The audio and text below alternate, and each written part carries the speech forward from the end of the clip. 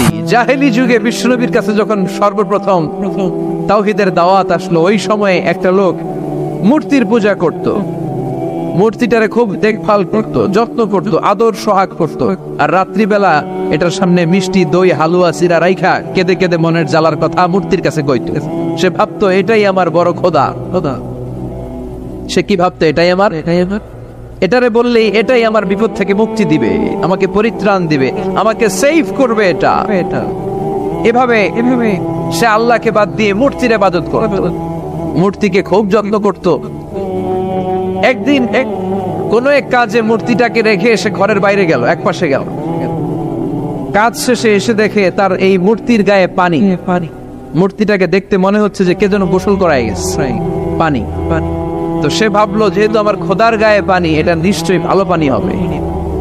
He thought it is the water of mercy and blessings. সে ভাবলো it could be the water of rahmah. এটা মনে হয় রহমতের পানি হবে, যেহেতু খোদার গায়ে পানি।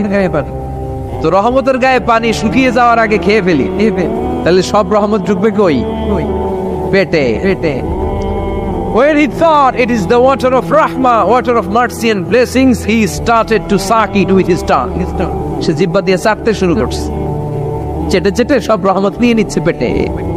When he started to suck it, he found the taste is little bit bitter. The taste is weird. জিহ্বা দিয়ে যখন চাটতে শুরু করছে, তখন সে পেল যে এটার স্বাদটা কেমন যেন কটা কটা লাগে, লবণাক্ত, একটু টক টক, হাজমুলার মতো লাগে। কিসের উপরে? কিরে এরকম লাগে কেন? If it is the water of mercy, it should be sweeter.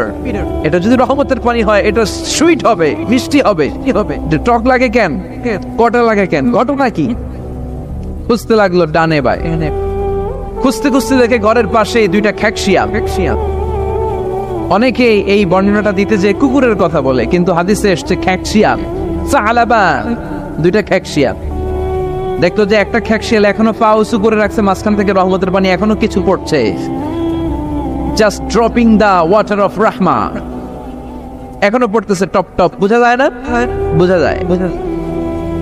টনক নড়েছে তার ঘুমন্ত বিবেক এবার জেগেছে। এবার সে চিন্তা করলো, হায় হায়, এতক্ষণ ভাবছি রহমতের পানি, এখন দেখি কুত্তার মুত, এখন দেখি খ্যাকশিয়ালের পেশাব। সর্বনাশ, কি করলাম? এতটা বছর, এত টাকা, এত পয়সা, এত আদর সোহাগ যত্ন এটারে দিলাম, কি দিল তার বিনিময়ে সে আমাকে?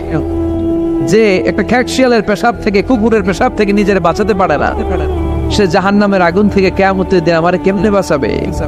রাগের চোটে খোদারে ধরে দিছে আসার। খোদারে ধরে কি করছে? এক আসারে খোদার হাত পাও নাই, ভাঙ্গা খোদারে নিয়া দৌড়ে দৌড়ে বিশ্বনবীর কাছে এসেছে।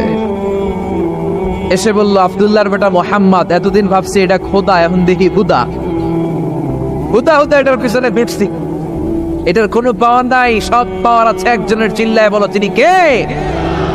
ঝিনুকের ভেতর লুকিয়ে থাকে যেমন মতি, ঝিনুকের ভেতর লুকিয়ে থাকে যেমন মতি, কালমা শাহাদাতে আছে আল্লাহর জ্যোতি, কালমা শাহাদাতে আছে আল্লাহর জ্যোতি। পড়েন। ঝিনুকের ভেতর লুকিয়ে থাকে যেমন মতি, ঝিনুকের ভেতর লুকিয়ে থাকে